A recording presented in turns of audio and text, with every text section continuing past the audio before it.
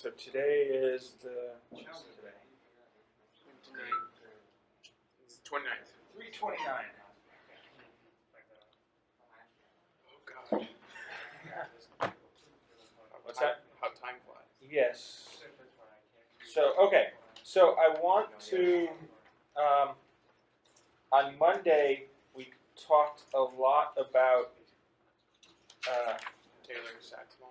how and we talked about the minimum work and maximum work and how they're related and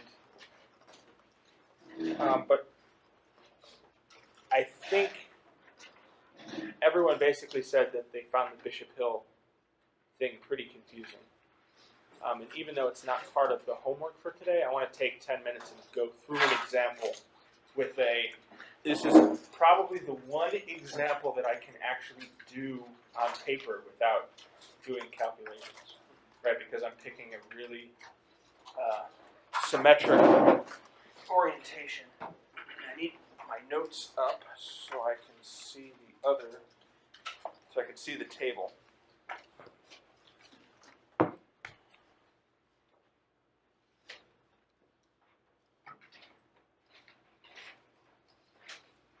Just like a moron, I printed everything else out except that.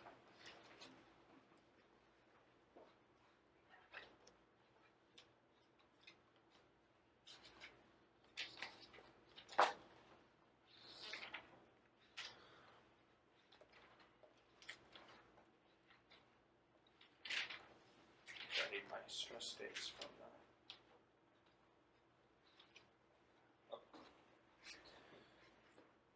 So what we're going to do is I want to do a channel die compression.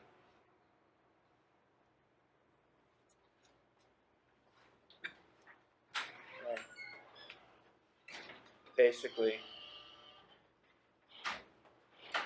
if I was a better artist, I would draw that with proper perspective. You get the gist. So we've got a sample that we put in here, right? And then we've got a top that basically comes down, right? So we are free to, so this gives us a plane strain compression.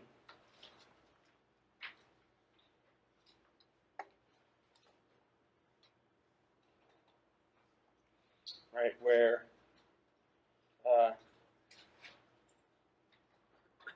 epsilon 1, 1 is equal to negative epsilon 2, 2, and epsilon 1, 2 equals epsilon 2, 3 equals epsilon 1, 3 equals 0.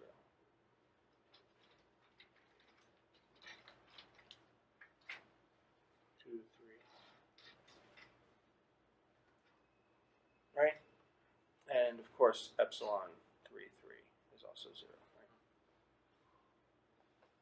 Right? So that means our coordinate frame is epsilon 1,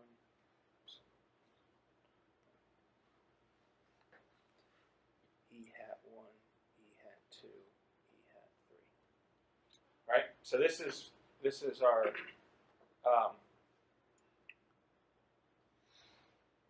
axes. And we're going to put a single crystal sample in there. And so why do I have to constrain it? Right? Why can't I just do a simple compression if I'm doing a single crystal? Right, for this. Epsilon 3, 3 also. Yeah, so I'd have a perfect symmetric, right? So I would basically just activate single slip, right? I'd have a single stress component, right? And then the sample would be free to expand however it wanted. So I would just operate one slip system until I got to my crystal rotated to a different orientation. So I need to give it a stress state, force a stress state that's more complex, right? So why you epsilon 1 to 0 also. What? Epsilon 1 to 0 also. Why do you take that? Well, because there's no way it can shear. Okay. Right? It's being constrained from two sides. Right? It could shear out of plane, but we're Okay. saying that doesn't happen. Yeah. I understand there's no shear components, but then I'm kind of still trying to understand the drawing. Okay. If that epsilon 3 is 0, would this way should be? That's the two Epsilon direction. 3? So this is the two direction is parallel to the length of the channel. Right. Right? 3 it can't expand out to the sides. Then you said epsilon 3 is 0. Is 0. Yeah. So 3 would be the strain perpendicular to in the 3 direction perpendicular to the 3 face. Right? It can't move that way. Right. Okay, so now we need to decide the orientation. And as you guessed, I'm putting a very symmetric orientation in here. So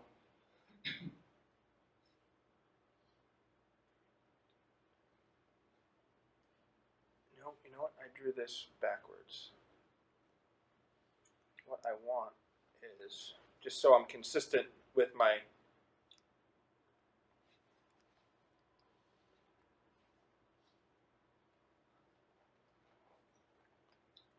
right? This way I'm consistent with my drawing and my compression direction. Here the compression direction is along E2, and the channel lies along E hat 1, right?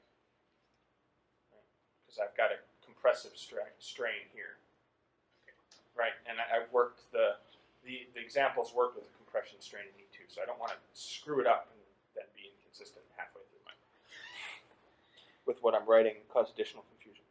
Okay, so we've got an orientation G, and we're going to define it that the E hat 2 direction is the 110 crystallographic direction, and the E hat 1 direction is going to be bar 110. Right? So we've got a crystal that is basically rotated 45 degrees in the channel about the E3 direction, the E3 axis. Right? So that means, right, E hat 3 is a cube direction, a 100 type direction. That's perpendicular to both of these, so it has to be 001. Right? So E hat 3 is the 001. Okay? So this is the geometry of our problem. Is everyone so far okay with this? Okay, so now we need to, this is the strain in the sample frame, right? We need to put this strain into our crystallographic frame, right? So, okay. That's why I got confused, because I didn't finish my table, right? So I had epsilon 1 in the crystal is equal to 1/2 epsilon 1 sample plus 1/2. Right?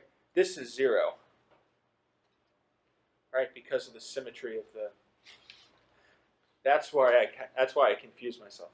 So this is epsilon in the crystal frame. This is 0. This is 0. epsilon 1, 2 in the crystal.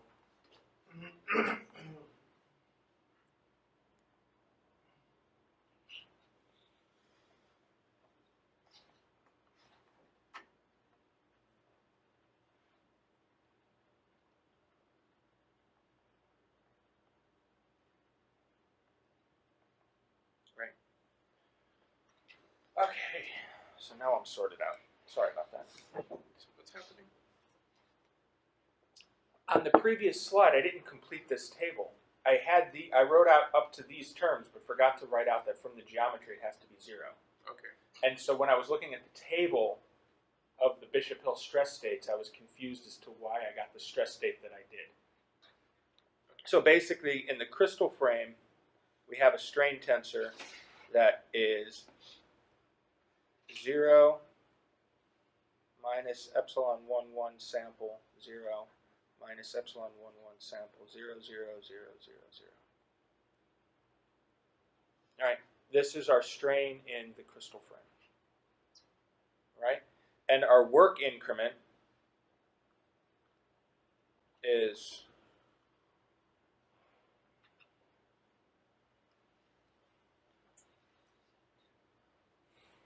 right.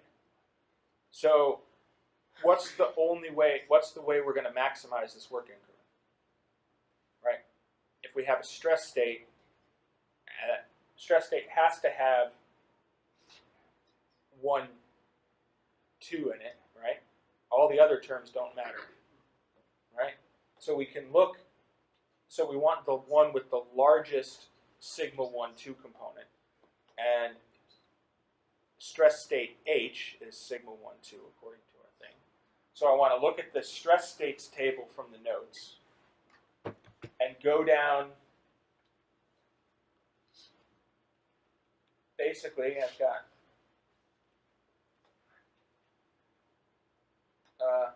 to find the one that has the biggest value for component H. And if you look at your notes, you see that they are all 1/2 or minus 1/2, with the exception of stress state 6, when H is 1.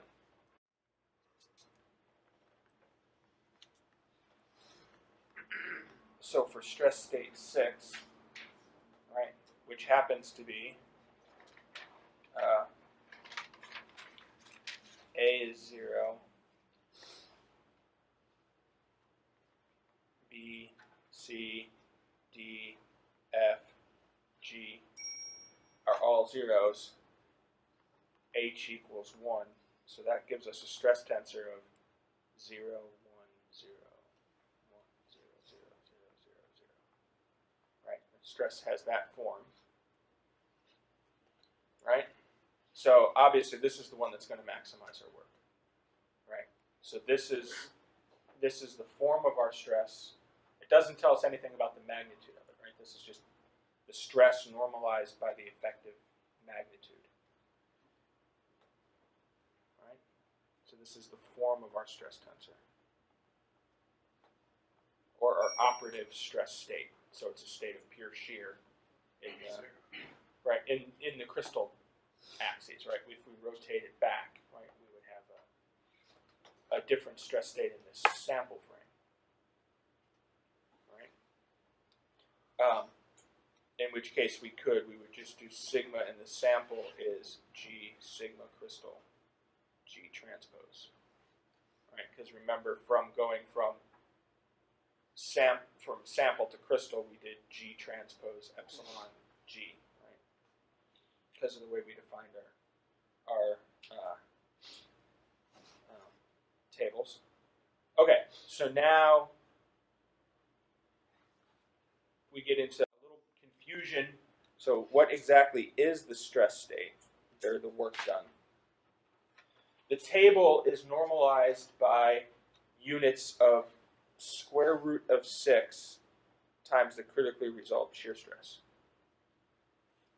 Right? So our work increment then is 2 square root 6 tau critical delta epsilon 1, 1 sample. Right, So that's the work that we did, right? And our stress tensor is square root 6 tau CRSS is sigma 1, 2. Right? And then the last bit is computing the Taylor factor M.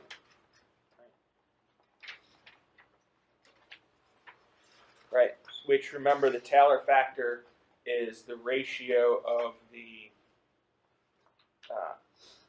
sum of the shears divided by the effective von Mises stress or strain. Oh, it's also the increment of work, right? Or the applied force divided by the critical result shear stress, right? They're all equivalent. So this is a scalar measure of how easy a crystal is to deform. So in the example, in the project problem, you'll be picking some grains out of a polycrystal simulation, compute the Taylor factors for them, and then compare that to how much they actually deform. Right? So in this case, right, we get m of square root of 18 is our Taylor factor. Right? Or 3 square root of 2.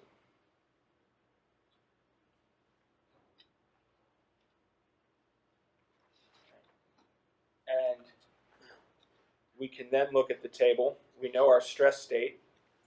We can look at the table and say for stress state 6, I've got A1,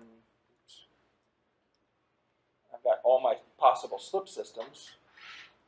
So it turns out that I have 8 active slip systems for this loading case, right?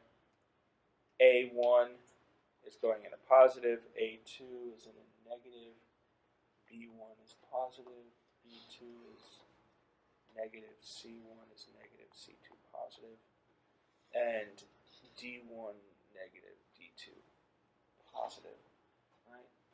And from the notes, we can look up and see what the geometry of those slip systems are, right? So A1 is, for example, A1 is 1, 1, 1, 0, 1, bar 1, right? So we've got, that is moving slipping in a positive direction, right? Whereas A2, which is 1, 1,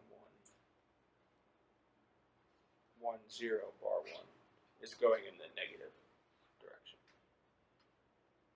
Right? So that's the process of how to work through these problems, right? It's pretty, conceptually it's pretty easy. Find your orientate, your transfer, find your strain. You're usually given a strain in a sample frame, right? So the process is we're given usually a strain increment in the sample frame. Right? So we want to find G, crystal to sample, right? This is from using which directions. Right, this is just geometry. So we want to transform delta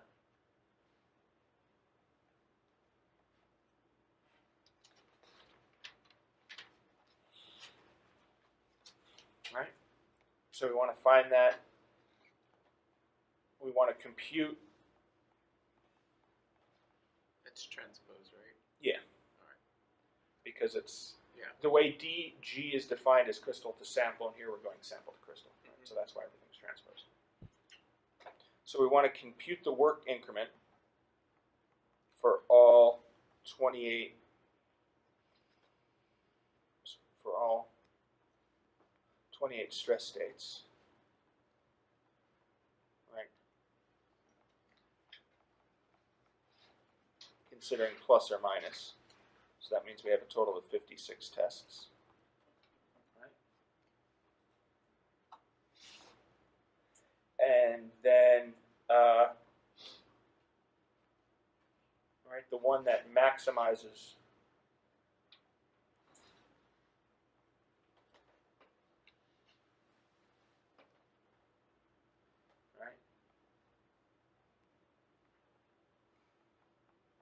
is our operative stress state.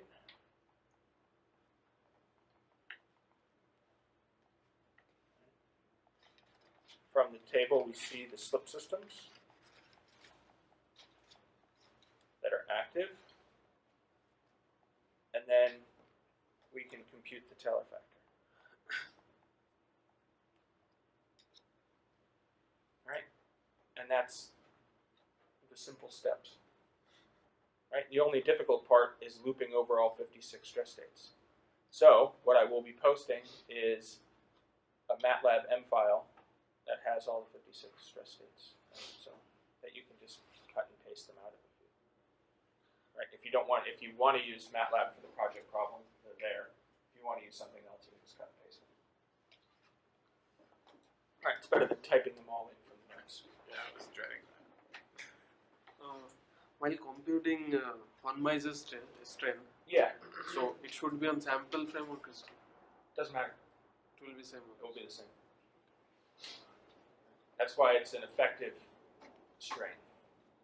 Right? So any useful scalar measure of stress or strain should be material frame. It should be frame indifferent, right? Yeah. Right? Depending on how I define my sample axes, the stress in my sample is still the same. So my effective strain would better be the same. Right?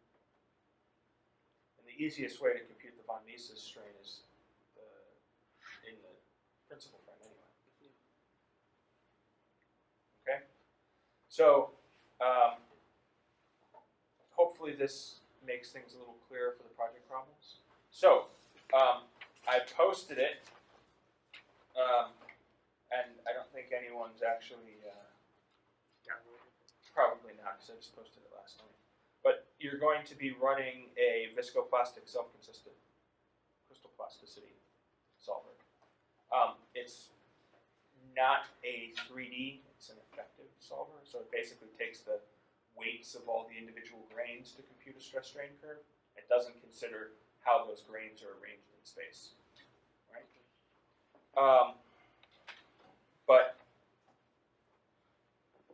And what it does is it returns, you give it a set of velocity gradient and a stress state, right, that are consistent, right?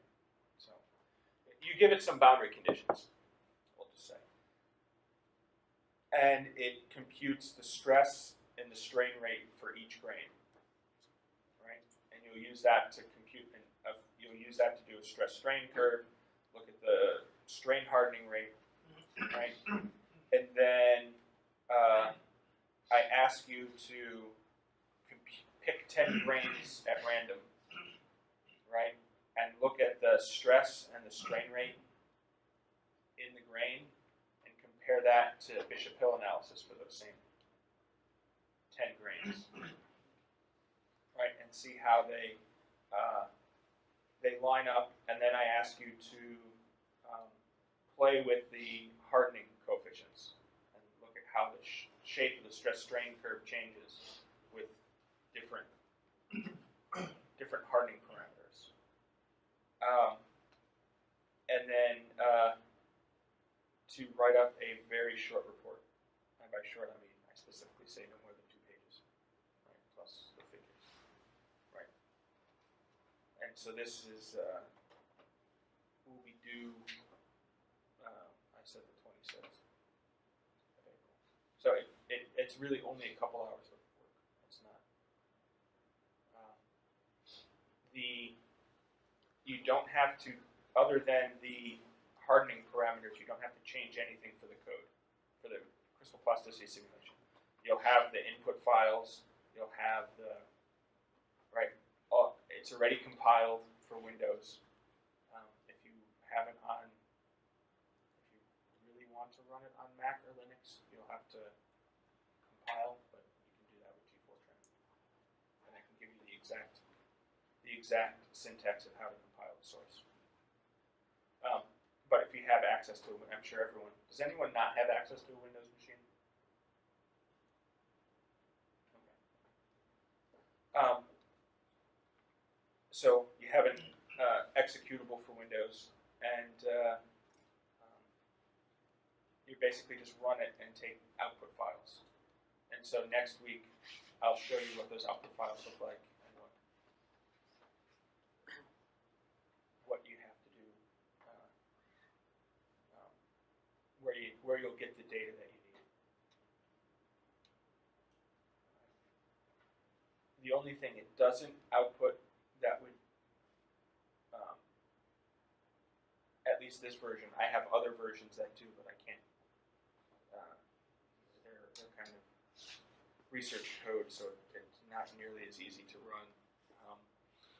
Is it doesn't give you the rates on the individual slip systems. Write those out. It would be nice, because then you can compare which slip systems are actually operative versus what the Bishop Hill does.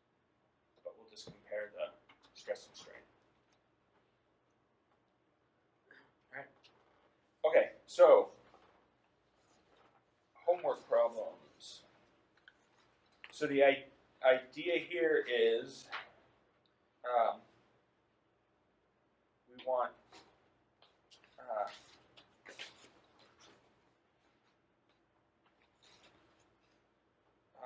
we've got 6 questions, and I kind of want to break them up into 4 groups, right? And then I want each group to post their stuff to Canvas. I still say Carmen. It's all the same. It's We'll all know the what you're talking about. Yeah.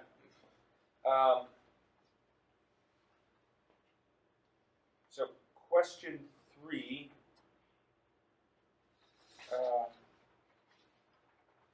will be by itself, because that one's longer.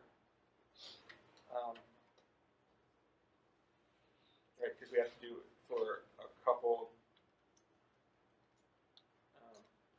So who wants to be responsible for doing question 3? Let me pause this.